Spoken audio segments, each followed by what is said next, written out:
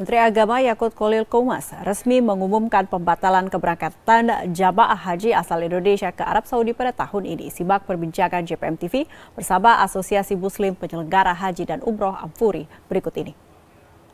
Pemerintah Indonesia resmi tak memberangkatkan haji 2021, lalu apa tanggapan dari Asosiasi Muslim Penyelenggara Haji dan Umroh? Saya akan berbincang bersama dengan Muhammad Farid Al-Jawi, Sekjen Ampuri. Apa kabar Pak Farid? Baik, Alhamdulillah Mbak Yuli, sehat-sehat. Oke, sehat.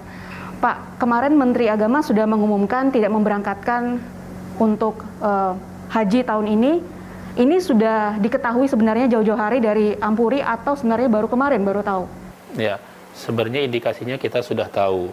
Tapi yang berhak memutuskan tentunya pemerintah. Bahkan satu hari sebelumnya kita sudah berkoordinasi semua stakeholder dengan pemerintah dan antar kementerian untuk menjawab kira-kira putusannya seperti apa. Ya tentu putusannya seperti kemarin ya karena waktunya yang sudah mepet dan diputuskan untuk tidak berangkat. Tanggapan dari teman-teman Ampuri apa Pak? Tentunya kita ini keputusan yang pahit loh. Karena ini sudah tahun kedua kita tidak memberatkan haji. Sedangkan kita fokus usaha kita adalah di haji dan umroh. Nah, kita berharap memang pemerintah harus berjuang untuk ke depan ini kita lebih prioritas dan jamaah jangan dikecewakan. Oke. Pak, ini apakah persoalan vaksin atau sebenarnya karena Indonesia juga masuk dalam daftar negara yang belum diizinkan masuk sampai sekarang? Memang berdasarkan informasi yang kita terima, ya kan, bahwasanya vaksin ini Sinovac belum di ACC oleh WHO. Nah, pada kenyataannya di akhir pada tanggal 1 Juni, ya Sinovac sudah resmi diterima oleh WHO, namun juga belum diterima oleh Saudi karena Saudi belum memberikan pernyataan bahwasannya Sinovac diterima. Yang diterima hanya 4, Moderna, Pfizer, AstraZeneca dan satu lagi saya lupa itu. Nah, Johnson & Johnson. Nah, di luar vaksin ada satu hal lagi, seandainya vaksinnya oke, terus Saudi memberikan pernyataan bisa, kita belum masuk ke 9 negara yang sudah diterima, kita masih masuk di 9 negara yang belum diterima, termasuk salah satunya Indonesia. Dampaknya apa Pak yang dirasakan oleh teman-teman penyelenggara ini? Yang pertama sedih ya pasti, ya sedih, kecewa, berharap ini berjuangnya harus lebih gigih lagi, karena setelah ini ada kegiatan lagi yaitu umroh. Gitu. Yang umroh kurang lebih 2,5 bulan lagi. Kita berharap memang levelnya mungkin bukan di level menteri.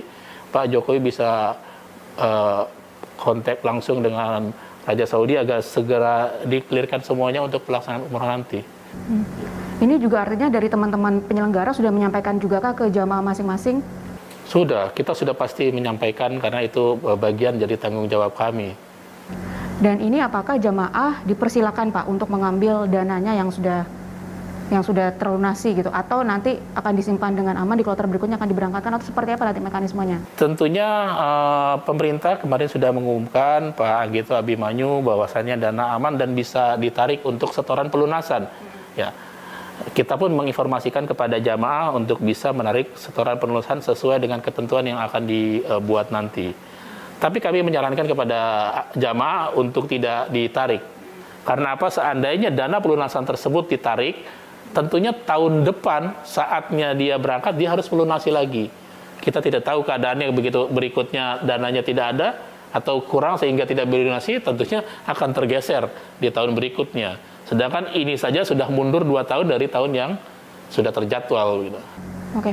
Pak, terakhir apa kemudian yang menjadi keinginan dari teman-teman penyelenggara terkait dengan 2 kali sudah dibatalkan? Apa kemudian yang ingin disampaikan kepada pemerintah?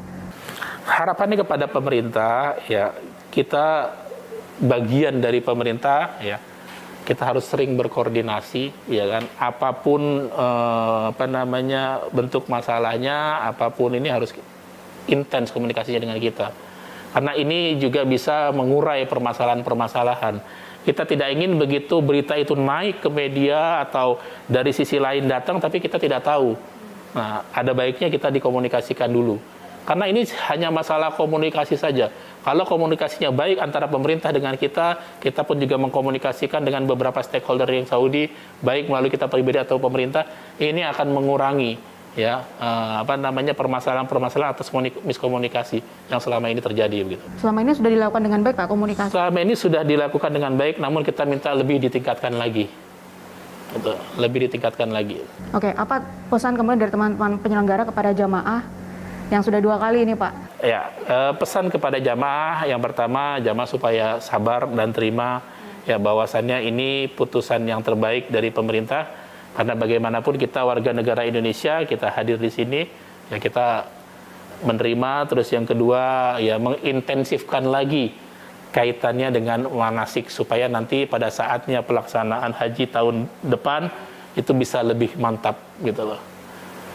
Terus yang ketiga, nah ini PR karena usia jamaah haji adalah usia rata-rata tua, kesehatannya harus lebih dijaga lagi, lebih di-maintain. Kemungkinan yang sekarang harusnya tidak berangkat, ya tapi karena sakit bisa diobatin lagi sehingga tahun depan bisa lebih sehat. Oke, Pak, ini sebelum diumumkan oleh Menteri Agama bahwa tidak akan memberangkatkan, apakah juga dari teman-teman penyelenggara ini sudah merampungkan misalnya seperti persiapan kontrak dengan penerbangan atau manasik haji ini sudah dirampungkan ke persiapan-persiapan itu Pak atau belum dilakukan? Tentunya kita sudah melakukan rangkaian-rangkaian yang menjadi kewajiban penyelenggara terhadap jamaah. Di antaranya persiapan untuk manasik, ya tentunya intens, masing-masing mengadakan sesuai dengan kebutuhannya. Penerbangan juga beberapa kita sudah deposit. Hal ini juga kita punya buktinya, beberapa tempat hotel juga kita sudah melakukan deposit, namun tidak semuanya. Ini bagian dari prosedur yang kita jalankan. Kita tinggal nunggu dari pemerintah memberikan kuota, kita proses untuk segala macam dan visa, nanti tinggal pelunasan dan berangkat gitu.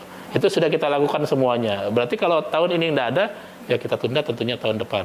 Oke, Pak, ini kan ada kepastian juga dari Menteri Agama 2022 bagi yang sudah melunasi dipastikan akan berangkat. Nah, ini angin segar tidak bagi teman-teman Ampuri? Kalau menurut saya itu bukan angin segar, itu memang suatu kewajiban. Jadi kalau 2021 tidak berangkat berarti kan 2022. Harusnya malah 2020. Nah, tapi pemerintah harus memberikan layanan tambahan. Misalnya apa?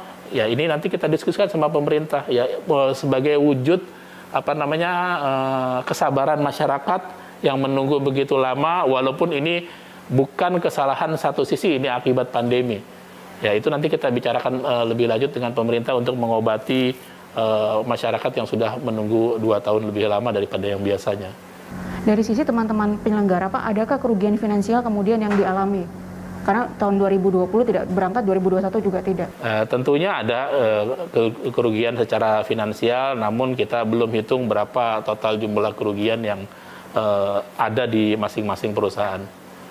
Pak, ini dengan terus membatalkan berangkat, ini artinya apakah kloter untuk berangkat ke sana menjadi lebih panjang lagi daftar tunggu dari masyarakat? Tentunya iya. Untuk ONH Plus memang kita idealnya antrian itu 5-6 tahun. Dengan adanya mundur 2 tahun, ya mungkin sekarang menjadi antara 7-8 tahun. Gitu. Tentunya mundur. Nah, kita tidak tahu juga di tahun ini kan ada juga yang mereka sudah melunasi, namun ada kendala sakit, bahkan ada juga yang sudah meninggal begitu. Terima kasih Pak Farid atas waktunya. Demikian perbincangan saya bersama dengan Muhammad Farid Aljawi, Sekjen Asosiasi Muslim Penyelenggara Haji dan juga Umroh dari Jakarta, Tim Liputan JPM TV.